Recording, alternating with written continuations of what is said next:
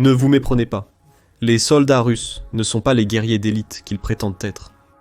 Après 2 ans et demi de lutte contre un ennemi plus petit, supposément plus faible, les troupes russes ont montré à quel point elles sont mal préparées. Les forces ukrainiennes ont pris plus de territoire russe en 1 mois que la Russie n'a réussi à capturer en 7. Alors, qu'est-ce qui ne va pas pour les Russes? Simple, ce sont des soldats. Aujourd'hui, nous examinons comment ces recrues conscrites et sous-entraînées se mesurent à l'armée la plus puissante du monde, les États-Unis. Spoiler, ils ne le font pas. Commençons par quelques bases sur la formation des armées américaines et russes. La Russie dispose de 2 principaux moyens pour obtenir plus de soldats, la conscription et les kontraktniki, les soldats sous contrat. Aux États-Unis, seuls des soldats contractuels sont employés, communément appelés enrôlés. Cependant, le processus réel d'enrôlement des soldats américains et russes varie assez entre les 2 pays. Aux États-Unis, la première étape pour devenir soldat est de suivre une formation de combat de base. Le programme dure 10 semaines, incluant l'accueil et les tests physiques la première semaine. La formation est divisée en 4 phases distinctes, où les recrues sont formés mentalement et physiquement pour leur rôle au sein de... Lors des premières semaines de la formation de combat de base, les stagiaires sont sous la surveillance étroite de leurs sergents instructeurs. L'accent est admis sur l'inculcation d'habitudes vitales, la discipline, le travail d'équipe et la transmission des traditions de...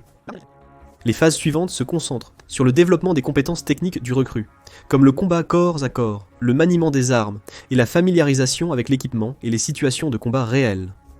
Les 3 dernières phases incluent des tests ou exercices sur le terrain que les recrues doivent réussir pour avancer. En cas d'échec, elles doivent répéter la phase avec le groupe suivant, prolongeant ainsi la formation de combat de base. Après la formation de base, l'armée américaine propose ce qu'on appelle la formation individuelle avancée où les diplômés peuvent choisir ou se voir attribuer différentes branches ou postes au sein de l'armée. La formation individuelle avancée est hautement personnalisée en fonction du poste ou du travail que le recrue vise, et certains ont des équivalents civils.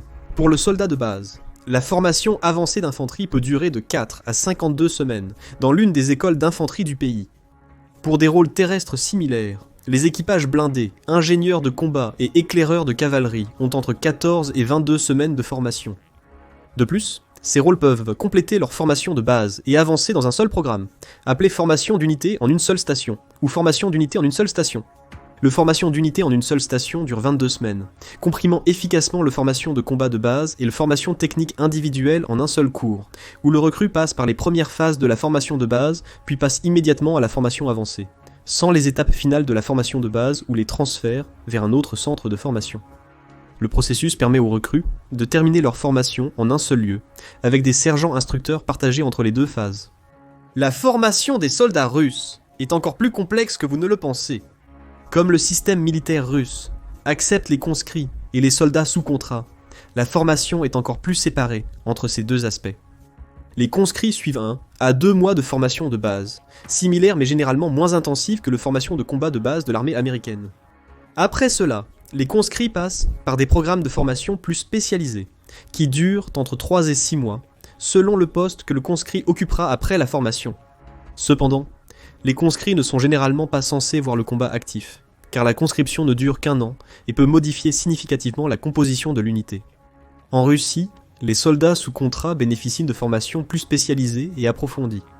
La formation de base, nommée formation intensive aux armes combinées, dure seulement 4 semaines, contre 10 aux États-Unis. La phase se termine par une formation de 4 jours pour préparer le recrue au service actif ou à une formation supplémentaire. Ensuite, les soldats sous contrat suivent une formation spécialisée de quelques mois, en fonction de leur rôle prévu ou assigné. En Russie, les soldats sous contrat reçoivent généralement une formation au combat similaire à leur première année, comme les recrues de l'armée américaine pendant leur One Station Unit Training ou formation individuelle avancée. Cependant, la formation russe commence et se termine généralement avec les besoins de l'unité et la formation au combat simulée à feu réel. Le but de la formation dans l'armée russe est d'inculquer aux recrues la connaissance des principes de combat de base, le respect des règles et les tactiques militaires courantes que les officiers russes pourraient utiliser pendant le service actif.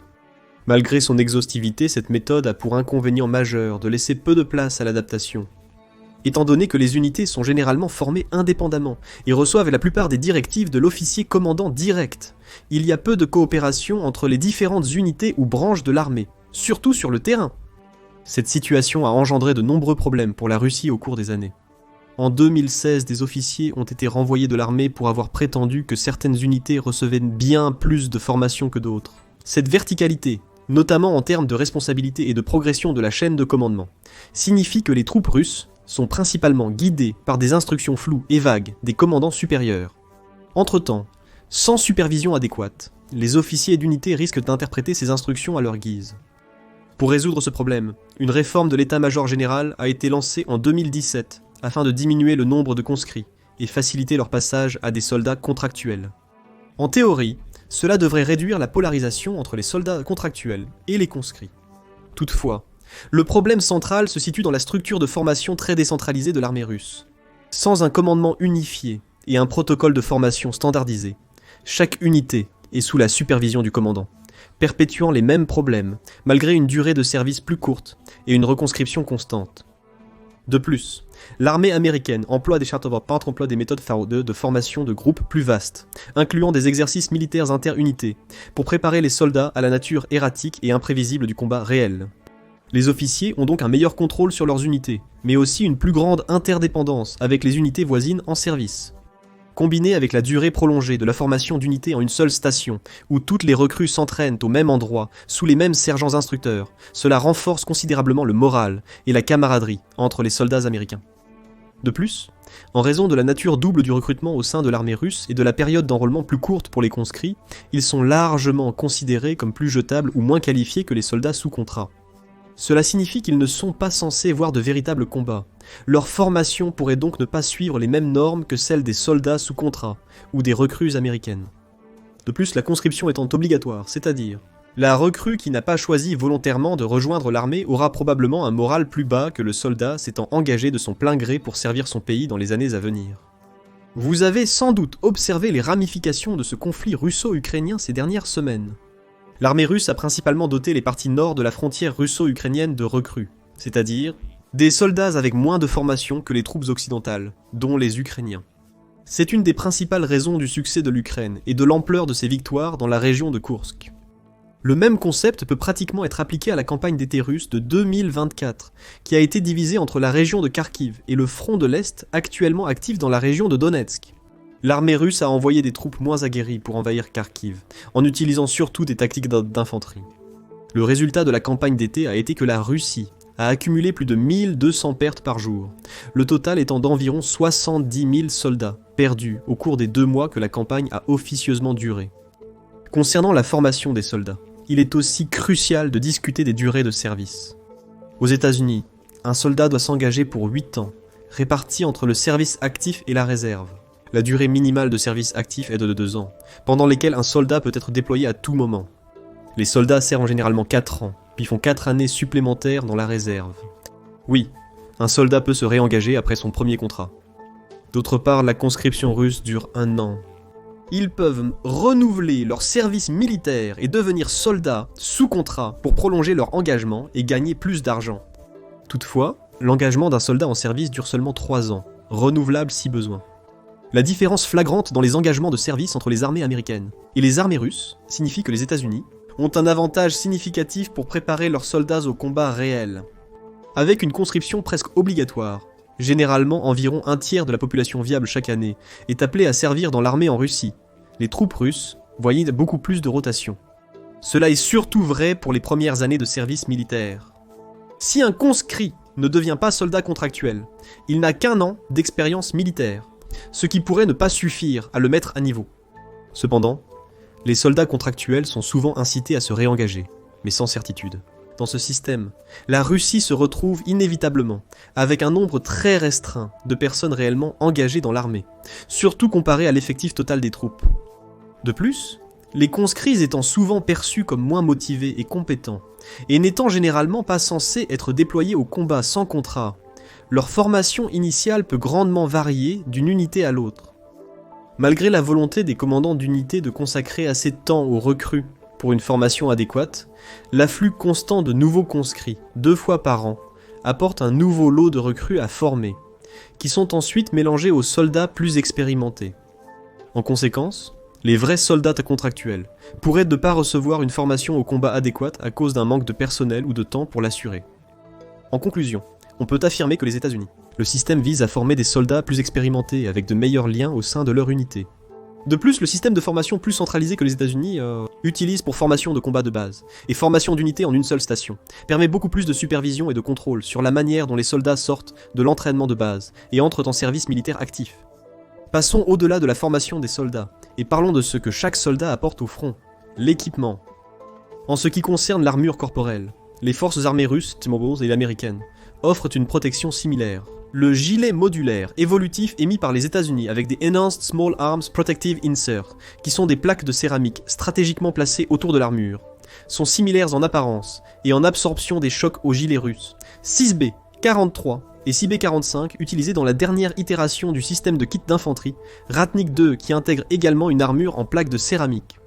Le système d'armure corporelle russe, bien que plus ancien que les modèles américains, offre une meilleure protection du cou et des zones périphériques, avec des doublures souples ajoutant du volume. Théoriquement, cela devrait rendre le soldat plus protégé. Cependant, le design américain offre une meilleure manœuvrabilité sur le terrain, essentielle pour les soldats américains déployés au Moyen-Orient durant la guerre contre le terrorisme. Les États-Unis ont expérimenté une approche plus ciblée pour les commandes et les designs de gilets, les rendant moins universels et plus adaptés à des situations spécifiques. Ils ont également remplacé les inserts en céramique par des plaques en acier. L'acier a des avantages et des inconvénients comparés à la céramique. L'avantage de l'acier est sa facilité de production et sa résistance aux balles de fusil, permettant d'arrêter potentiellement plus de projectiles, sans se briser complètement à l'impact. Du côté négatif, les balles ont tendance à éclater et à endommager la plaque, augmentant les éclats pouvant percer la couche interne de l'armure et causer des dégâts. De plus, à niveau de protection égal, les plaques d'acier sont généralement bien plus lourdes que celles en céramique. Le poids est un problème récurrent pour les soldats modernes, la charge de combat ayant augmenté régulièrement ces dernières décennies. Néanmoins, les soldats américains profitent d'une interchangeabilité de l'équipement et d'une capacité de poids nettement améliorée. Cela est dû au fait que les gilets modulaires évolutifs sont entièrement compatibles avec les poches d'équipement de transport léger modulaires. Cela signifie que les soldats peuvent obtenir des kits personnalisés pour chaque mission sans changer leur armure corporelle de base et leur équipement. L'équipement moderne du soldat américain, pesant plus de 40 kg en combat et près de 63,5 kg en approche, perdre du poids lors des rencontres représente un avantage significatif. Les soldats américains portent généralement plus d'équipement que les forces russes. Cependant, cela pourrait s'expliquer par les précédentes guerres modernes impliquant des troupes américaines à l'étranger. L'armée russe est principalement formée pour la défense nationale, malgré l'ironie qu'elle envahit actuellement un pays voisin. Mais la différence la plus notable en termes d'équipement est probablement le fusil standard des armées. Côté américain, c'est le M4A bientôt remplacé par le XM7. Du côté russe, l'AK-74M est à l'honneur. Ces deux fusils sont généralement considérés parmi les meilleures options pour les armées modernes, mais ils ont des différences mineures qui s'accumulent pour créer des expériences de combat radicalement différentes. En termes de précision, le M4 est plus précis, surtout à longue distance. Cela est en partie dû au recul plus faible du fusil par rapport à l'AK, ce qui donne aux soldats une visée plus stable pour les combats prolongés. Cependant, l'AK résiste beaucoup mieux à ces combats plus longs. Sa conception plus simple et robuste le rend plus fonctionnel après avoir tiré des centaines de cartouches en peu de temps, tandis que l'on dit que le M4 brûle. L'accent mis sur la praticité dans l'AK est également accentué par le fait que le fusil est pratiquement impossible à enrailler. Certains experts militaires suggèrent que l'AK peut être traîné à travers la pluie et la boue, et que le mécanisme éliminera la boue du canon lors du tir et le fera fonctionner. Le M4, quant à lui, est plus délicat et supporte moins bien les manipulations brusques.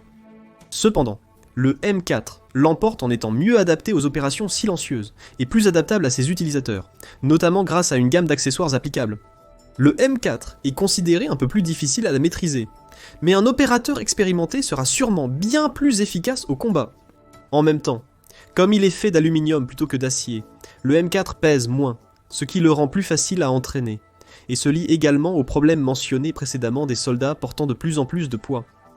En somme, le M4 convient mieux aux armées professionnelles en mission de recherche et de destruction, alors que l'AK-74 est préférable pour les longs engagements d'une armée plus grande devant gérer ses ressources.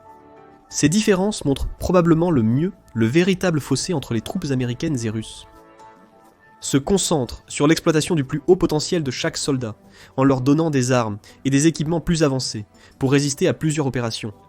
L'armée russe, en revanche, est plus axée sur le nombre, pur et simple, et la capacité à prendre une arme, et à devenir relativement compétent avec elle en quelques semaines, bien que ni l'une ni l'autre option ne soit tout à fait supérieure à tous égards. Le M4 l'emporte car c'est une arme plus efficace entre les mains d'un soldat professionnel. Cela joue particulièrement bien dans les écarts mentionnés sur la durée de formation des soldats russes. Avec une formation plus stable, plus constante et plus longue, un soldat américain peut avoir des années d'expérience avec son M4. Dans les situations où c'est nécessaire, ils peuvent ramasser un AK ennemi et rester mortels. On ne pourrait pas en dire autant d'un conscrit russe. Tout au long de cela, nous avons mentionné la formation militaire et l'équipement tels qu'ils étaient avant le début de l'invasion de l'Ukraine, en 2022. Et bien que les mêmes concepts théoriques s'appliquent aux forces russes, il est certain qu'il y aura un peu de changement. Ce changement est malheureusement régressif pour la Russie. Ceci est facilement expliqué par un simple nombre, 643 750. C'est le nombre de victimes que l'armée russe a accumulé au moment de la rédaction de cette vidéo, selon Ukrainska Pravda, un média qui suit les événements quotidiens de la guerre. Comparez cela au nombre officiel de soldats que l'armée russe possède, qui est d'environ 1 300 000, et au rapport du Centre pour les études stratégiques et internationales, qui suggère qu'il y avait environ 140 000 soldats déployés autour de l'Ukraine au début de l'invasion. Selon Business Insider, les efforts de conscription de la Russie se sont intensifiés durant l'invasion, menant au recrutement mensuel de 30 000 personnes dans l'armée russe. Enfin, l'âge maximum de conscription en Russie a été augmenté de 27 à 30 ans, permettant au pays de puiser dans un pourcentage plus élevé de la population. Toutes ces chiffres donnent une image claire de l'état de l'armée russe, une image qui approche de la débâcle. Si la formation pré-invasion était jugée incohérente, celle post-invasion risque d'être gravement insuffisante. De plus, étant donné les pertes énormes subies par la Russie, il est fort probable qu'elle manque progressivement de soldats expérimentés, et les remplace par de nouvelles recrues. Les nouvelles recrues ont relativement peu d'expérience en combat réel, et il est peu probable qu'elles aient participé aux exercices de simulation russe, aussi inadéquats soient-ils pour la guerre moderne. Un rapport effrayant du Moscow Times a suggéré que certains conscrits ne reçoivent qu'une semaine de formation avant d'être intégrés au service actif.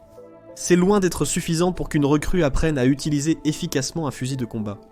Cela laisse penser que la Russie se soucie davantage d'avoir assez de soldats à envoyer contre les Ukrainiens, espérant que les plus expérimentés survivront au chaos des combats. Ainsi, le soldat américain moyen sera bien plus aguerri et donc plus redoutable qu'un soldat russe. Globalement, l'armée russe a probablement perdu sa respectée deuxième place, comme le montrent des échecs à envahir l'Ukraine et à protéger son propre territoire d'une contre-invasion. Malgré tout, il y a eu peu d'occasions de comparer les performances des troupes américaines et russes au combat. Les deux pays ont été opposés lors des conflits de la dernière décennie, mais leurs investissements se sont principalement faits via la guerre à distance et les dons plutôt que par des engagements concrets. Cependant, certains indices suggèrent que les soldats russes ne seraient pas à la hauteur face à leurs homologues américains. Parlons d'abord de l'autre aspect de la guerre russo-ukrainienne pendant un instant. L'armée ukrainienne a reçu des milliards de dollars d'équipements de l'Organisation du Traité de l'Atlantique Nord, mais l'armée a également reçu une formation des forces de l'Organisation du Traité de l'Atlantique Nord, qui correspond étroitement à celle que les États-Unis fournissent à leurs troupes nationales.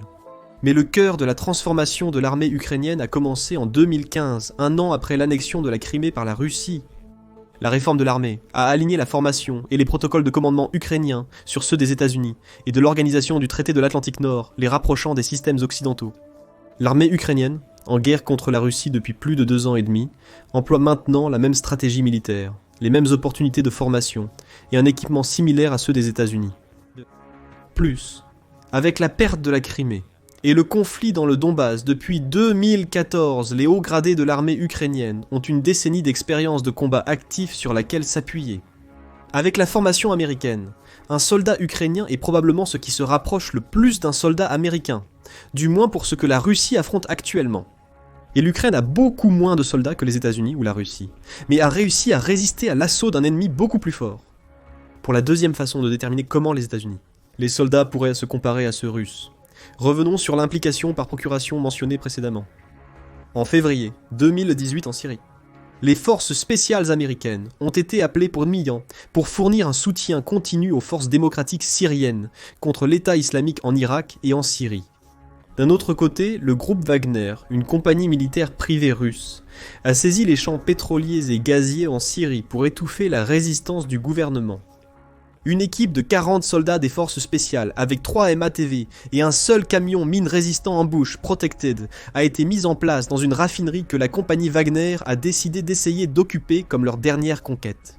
Wagner est arrivé avec 27 véhicules blindés, dont 10 étaient des chars et environ 500 troupes. Avec ces chiffres seuls, vous penseriez que l'équipe américaine serait absolument anéantie si Wagner décidait d'utiliser les chars et poussait avec leur taille de troupes pures.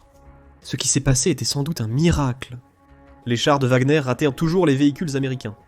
Les forces spéciales américaines ont réussi à déployer 2 paires d'hélicoptères Apache sur les lieux, et Wagner avait un canon anti-aérien, un Zu-32. Selon le rapport détaillé publié par le War Horse, les forces spéciales américaines n'ont subi aucune perte suite à l'attaque. D'autre part, 9 des 10 chars de Wagner ont été détruits, avec des rapports suggérant qu'entre 100 et 300 soldats sont morts. Un vétéran de Wagner sur place a déclaré « Ils nous ont mis en pièces, ils nous ont battus comme des moins que rien ». Malgré la disparité entre les forces spéciales et les soldats réguliers, la scène a montré le contrôle absolu et les tactiques avancées que l'armée américaine peut déployer dans un conflit théorique contre la Russie. Un autre élément clé dans la comparaison des troupes américaines et russes est les tactiques des pelotons mécanisés. Les pelotons mécanisés américains sont plus organisés et résilients que leurs homologues russes. L'une des principales différences provient de l'équipement militaire que les États-Unis utilisent. Selon les rapports, les véhicules blindés modernes américains surpassent largement les véhicules russes. Comparons par exemple le Bradley américain et le véhicule de combat d'infanterie russe. Le Bradley a plus d'armure intégrée au châssis, un système numérisé de gestion de bataille et de communication, et peut transporter 50% de missiles en plus contre les chars ennemis. De plus, les États-Unis déploient 4 véhicules par peloton, contre 3 pour la Russie. Si la Russie perd un véhicule, ce qui est probable étant donné que ces chars et véhicules blindés ont un blindage inférieur et que les États-Unis peuvent déployer plus de missiles, un peloton perd un tiers de sa puissance de feu mécanisée. Perdre un véhicule supplémentaire équivaut à n'en avoir qu'un seul pour contrôler le champ de bataille. Les États-Unis disposent d'un équipement militaire plus avancé et sont prêts à en utiliser davantage et de manière plus offensive. La Russie ne peut tout simplement pas rivaliser sur ce point. Et bien que le soldat d'infanterie commun soit considéré comme l'épine dorsale de toute armée, la guerre moderne a montré que l'avancement technologique dans les véhicules et le combat à longue portée impersonnelle a un impact plus grand. L'Ukraine est un exemple parfait, mettant la Russie à genoux, principalement avec des drones et des missiles donnés par l'organisation du traité de l'Atlantique Nord. Mais qu'en pensez-vous ? Faites-le nous savoir dans la section des commentaires ci-dessous et merci de nous avoir regardés. Allez maintenant et regardez Shoot to Kill. Combien de soldats peuvent faire cela ? Ou cliquez sur cette autre vidéo à la place.